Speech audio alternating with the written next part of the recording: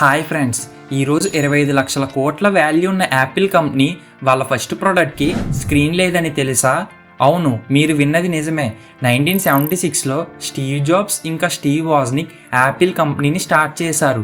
వాళ్ళ first Apple 1 personal కంప్యూటర్కి screen లేదు, keyboard లేదు, జస్ట్ ఒక వుడెన్ బోర్డ్ మీద వైర్స్ మాత్రమే. దీన్ని చూసిన వాళ్ళందరూ అసలు ఇది కంప్యూటరేనా అని నవ్వారు. వాళ్ళు కంపెనీని స్టార్ట్ చేసింది కూడా ఒక చిన్న రూమ్లోనే.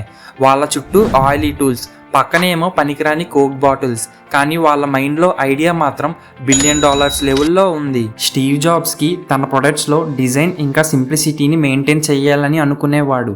అలా వాళ్ళిద్దరూ కష్టపడి యాపిల్ 2 కంప్యూటర్ని మార్కెట్లో లాంచ్ చేశారు. ఈ కంప్యూటర్లో గ్రాఫిక్స్ ఉండడంతో అందరూ షాక్ అయ్యారు. అలా దాంతో యాపిల్ కంపెనీ గ్రో అయింది. చూసారా ఫ్రెండ్స్, ఒక చిన్న రూమ్లో ఒక బోర్డుతో స్టార్ట్ అయిన కంపెనీ ఈరోజు 25 లక్షల కోట్ల కంపెనీగా ఎలా మారిందో. సో దీన్ని బట్టి మనం మొదట్లో ఎంత చిన్నగా స్టార్ట్ చేసినా ఐడియా మాత్రం పెద్దగా ఉండాలని యాపిల్ కంపెనీ ప్రూవ్ చేసింది.